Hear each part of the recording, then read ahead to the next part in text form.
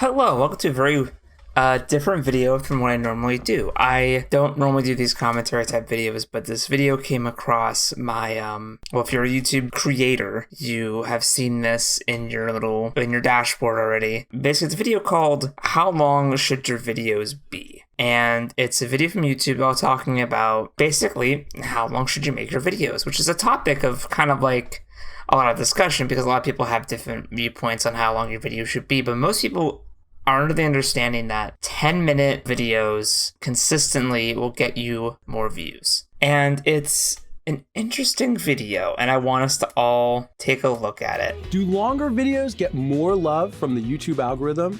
Are hour-long podcasts getting more exposure than your 2-minute short film? Okay, so already what he's talked about is it better to be longer or shorter? Are long-form content getting more love than short-form content? And I guess he's going to tell us all about that. I'm going to turn subtitles. Engineering. And in this video, let's talk about video length as it pertains to YouTube's search and discovery systems. Because YouTube has got to have heard all the complaints from people talking about how, YouTube prefers longer content. YouTube prefers this video length is good. All that sort of stuff. So this, in theory, is the video that should ease the public, ease creators, and let them know, hey, this is what it means. YouTube search and discovery systems try to help each individual viewer find what they want to watch. YouTube search and discovery systems try to help each individual viewer find what they want to watch.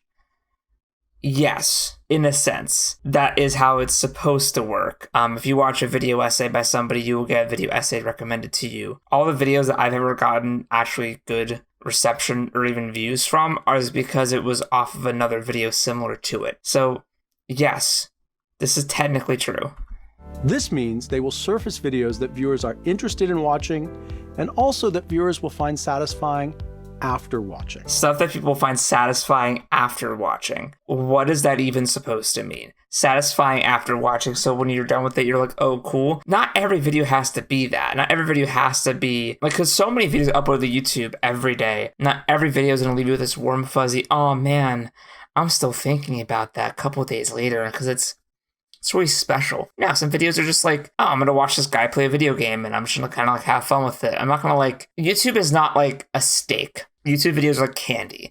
Some of them are way better candy. Some of them are nice candy. But for the most part, it is just like, I'm consuming this because it's easy and in front of me and it's short. Well, it could be a long video. You feel less beholden to sit down and watch the whole thing like a movie or a show.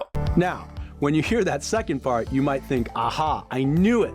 The algorithm directly rewards long videos because they are more satisfying and cause people to watch longer. No, it's because the longer video you have, the more ad space you could shove into it.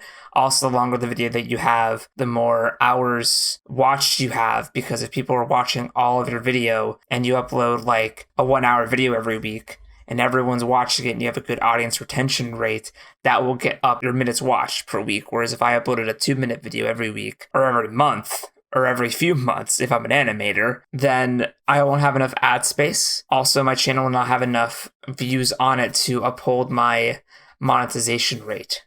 And we'll get into that later. Podcasts will take over, but that's not the case. Okay, he says that's not the case. Podcasts will not take over, despite the fact that long-form content like podcasts, long-form playthroughs, streams, they're pretty prevalent. A lot of big channels have like a side channel, or they also upload podcasts in addition to their other content. And people like them, people watch them, and it gets them their minutes watched, which helps, and also more ad time. If it were, you'd never see music videos with millions and sometimes billions of views. Okay. This individual does not understand how this works. Mr. Man from YouTube.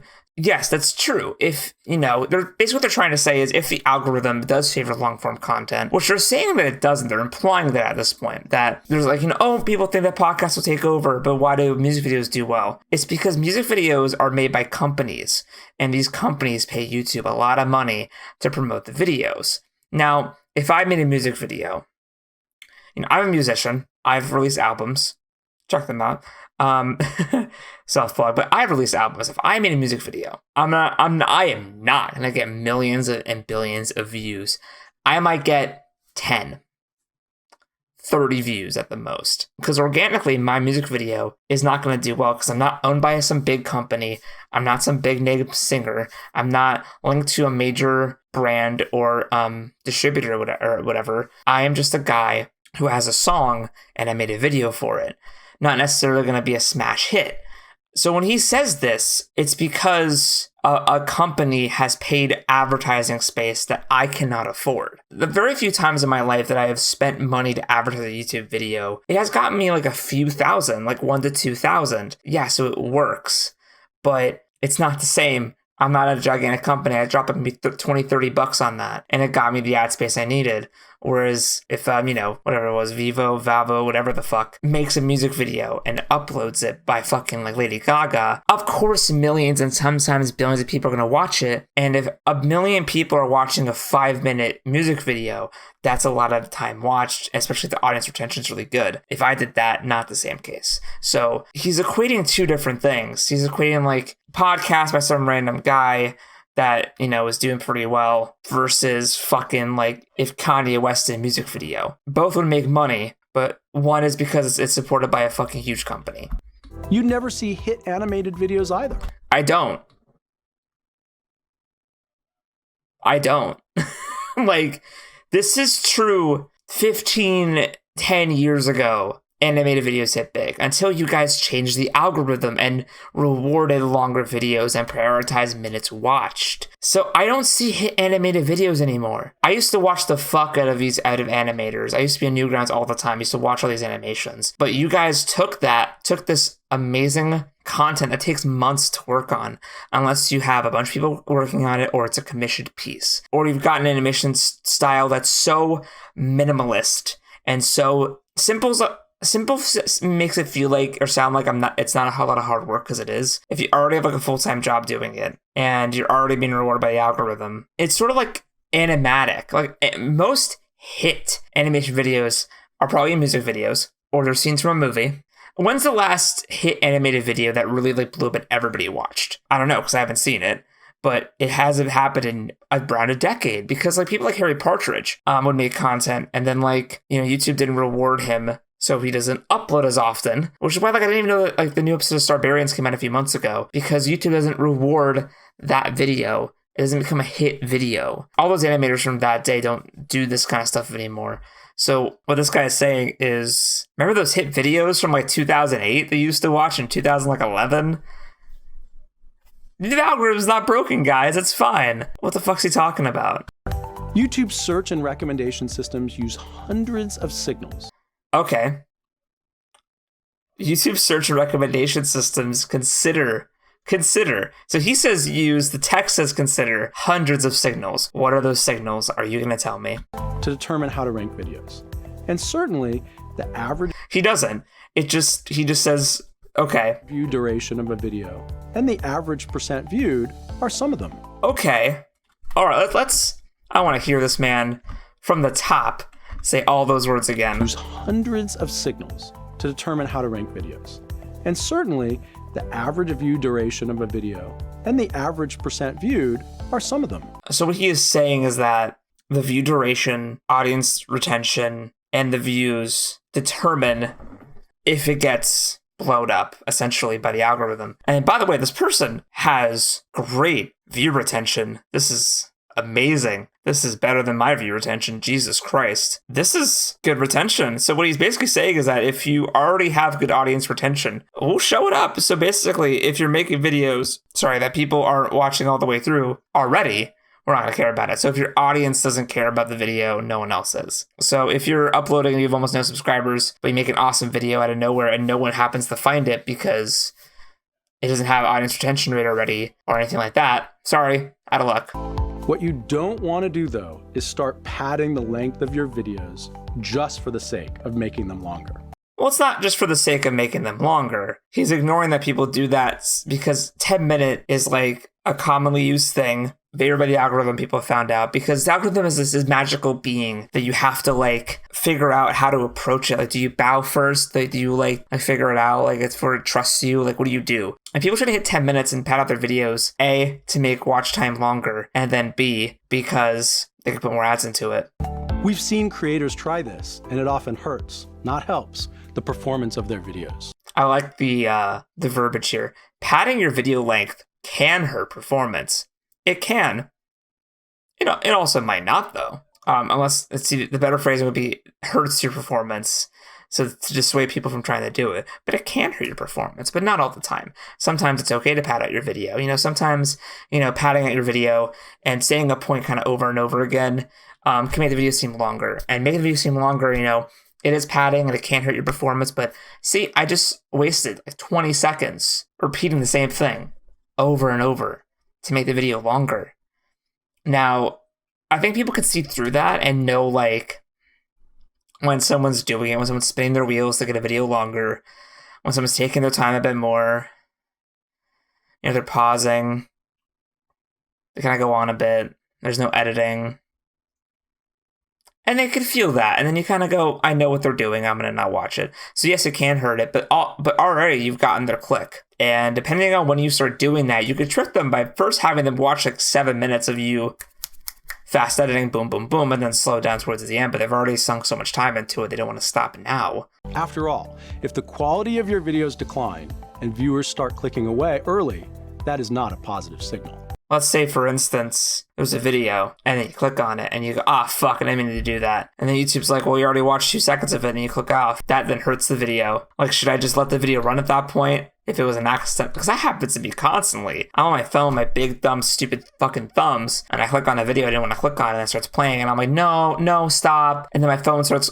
being weird, and it turns when I don't want it to turn, and I'm like, fuck, no. And what, now I just hurt their video because I made a mistake? How is this your definition of quality? How is this that? Because some people just like this is more accurate to my audience retention. In fact, League of Maidens is my top video ever. So my audience retention is 19.9%. But you can see there's a big drop in the first 5 seconds. Now, I'm assuming this is for people who clicked on the video on accident, went to click on it and save it for later, clicked on it and didn't actually give it the time of day. And this is a video that's doing very, very, very, very well. So basically, if you don't have a good audience retention rate, essentially you're fucked. Sorry.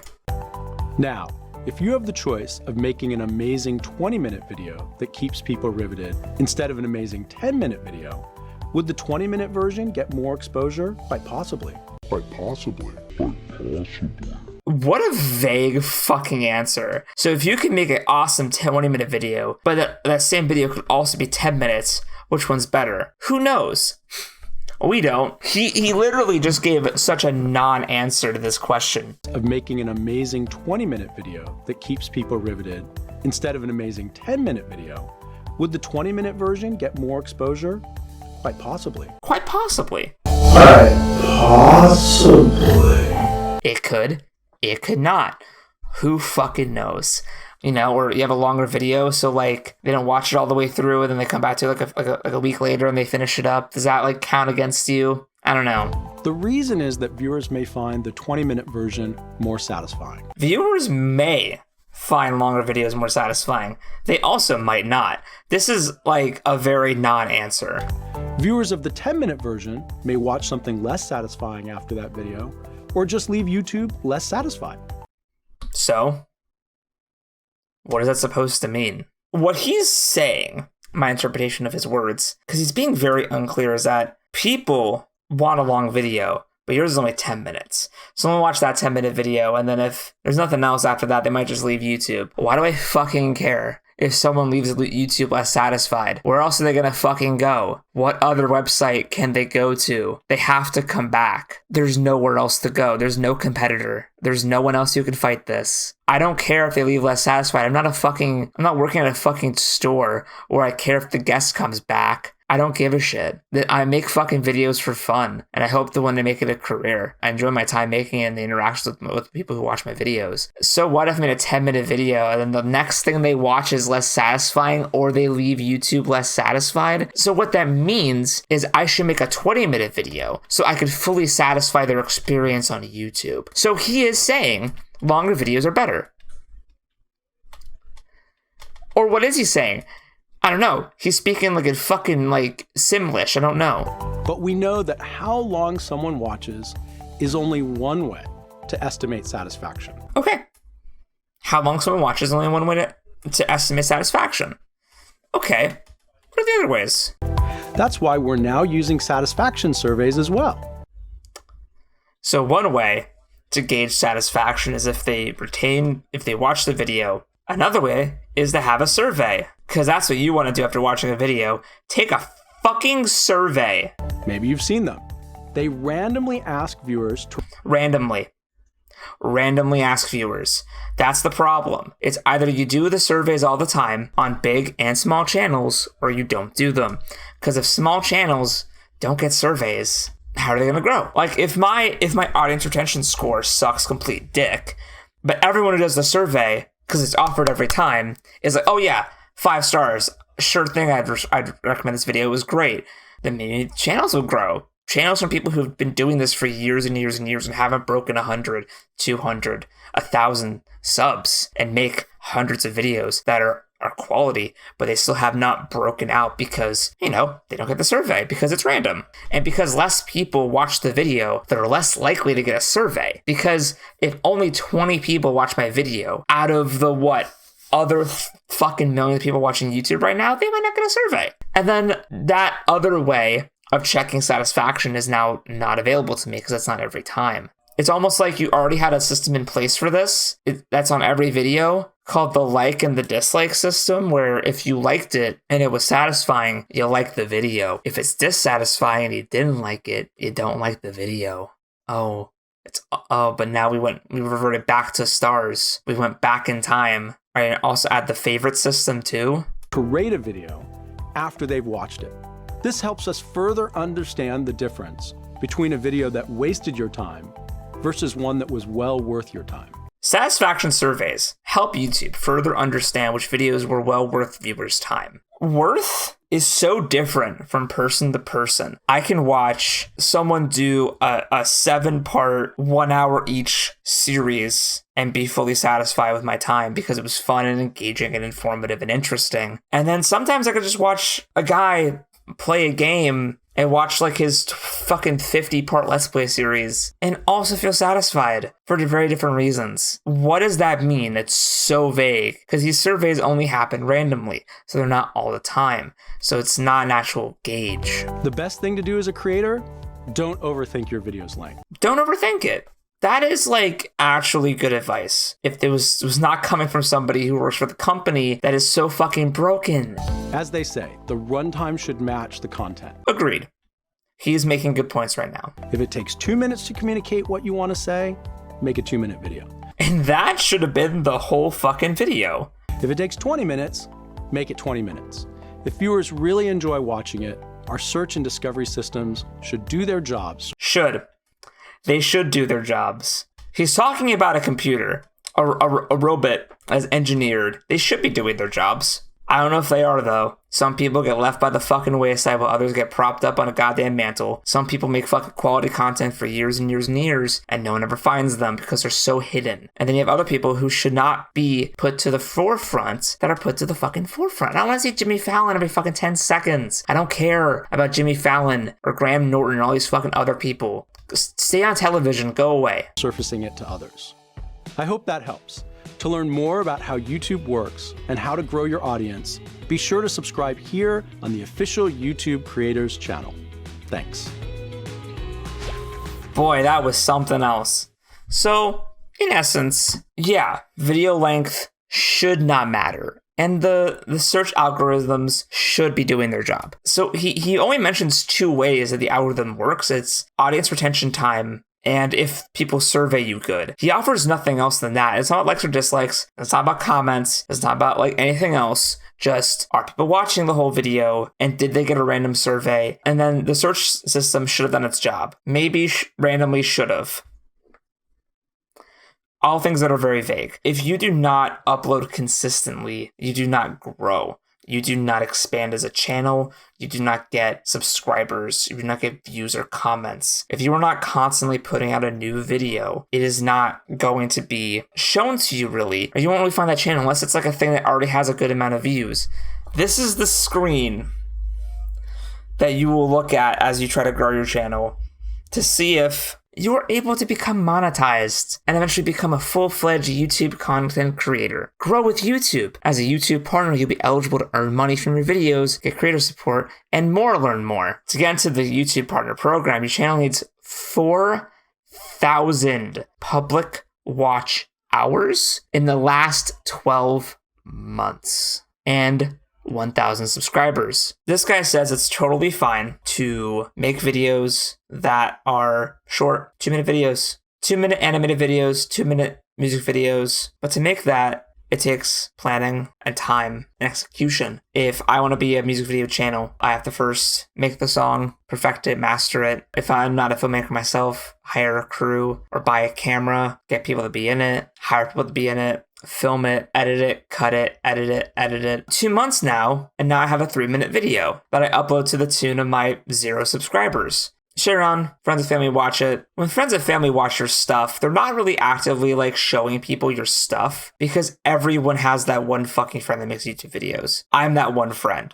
And people have a lot of that one friend. I know a lot of people who also make YouTube videos and make YouTube content. If you're a friend of media people like me, and you have low subscribers, and you try to show them around, it's like, well, fuck. I have so many videos to show around. I don't have enough time, and I can't watch all these. I don't watch all my friends' videos. Not because I don't love them and want to watch their stuff, but because like I don't have the time, or like I kind of just forget. And that happens with big channels too. I follow a lot of channels because YouTube has a lot of creators, and it's hard to watch them all. So to expect my 125 subscribers to watch all my videos is ludicrous, and I don't expect them to. But if you're the kind of person who only makes like a 2 to 5 minute video every 2 to 3 months, by the end of the year, you have maybe 20 minutes of content that you've worked your ass off on, and it's good content. But you have 20 minutes of content for your 12 subscribers. Most of them are people who who just sub because they want to support you, but they're not going to actually watch your stuff. So now you have maybe 3 views on each video. You're fucked. You've gone nowhere. You have hit your 12 months. You've not gotten the 4,000 public watch hours. Now, flip side. Let's say every week you upload a 1 to 2 hour podcast with your mates, right? By the end of the year, you have up to 52 to upwards of like 70 to 80 hours of content. And this is assuming they watch the whole thing and all of them watch it. You got 1,000. Now you're far better off than the guy who made music videos and short films and animation stuff, or one of all of those, but you're still not hitting it. And then there's subscribers along with that too, which is so fucking hard to get as well, because then you have to have good retention time. And this is all based on stuff that you maybe can work for you, should be working, or randomly work. Should maybe randomly. And they made this whole video talking about how you should just make your video. If you want to make a 2-minute video, make a 2-minute video. Make a 2-minute video. Just make a 2-minute video.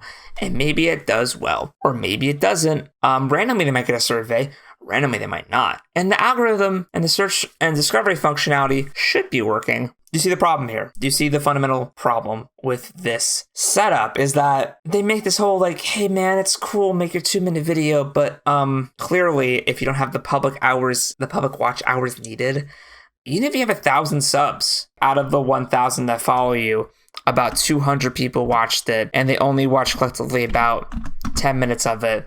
So you really only have 2,000, which is all numbers I just made up off my fucking top of my head.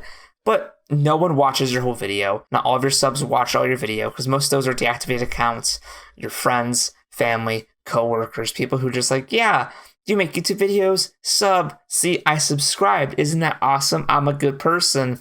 I care about you, but I'm not going to watch your hour-long podcast every fucking week, dude. But I subscribed, so yeah, you have 1,000 subs, but no one's fucking watching your podcast because the audience retention rate is so low, and you don't have your public watch hours needed. And so then let's say you're even into this program. You have 1,000 subs. You have a really good year. You get 40,000 hours needed. Now you got to keep that up.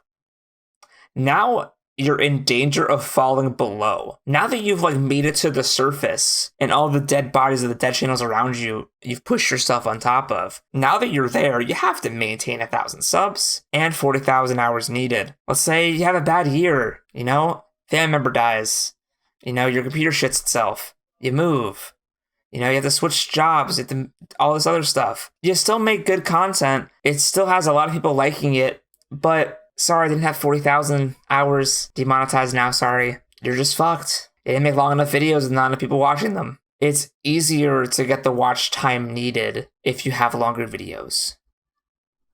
Plain and simple. So yes, it's nice that they went out of their way and made a whole little 3-minute video saying, you know, you kid, you can make a 2-minute video, and that's okay. But the truth is, you have to make long videos, have to make them consistently for YouTube to give a shit about you, and to be propped up. What's trending right now? A 5-minute video from last week tonight, owned by a major company, verified channel. Then we got a 3-minute video by TNT, major company, short video. Then I got a 10-minute video for the NFL. All right. Whoever this person is. Like, if you can make small videos, but I wonder how many videos this guy makes in a fucking day. Who's this person? I've been pretty consistently. And look, they're all 4:21. All this guy's videos are 4 minutes and 21 fucking seconds. This man has found the sweet spot. This is actually really off-putting. Exact watch time on every single fucking video. Do you ever break formula? Oh my god, he doesn't.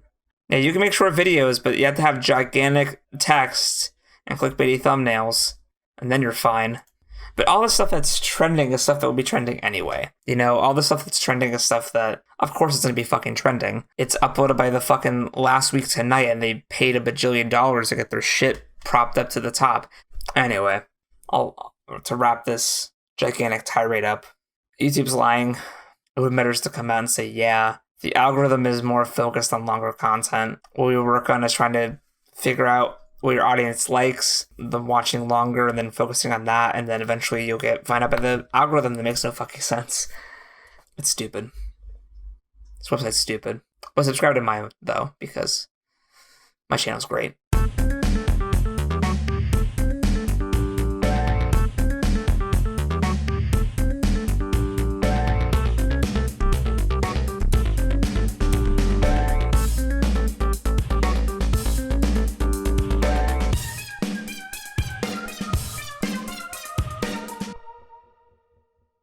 Quite possibly.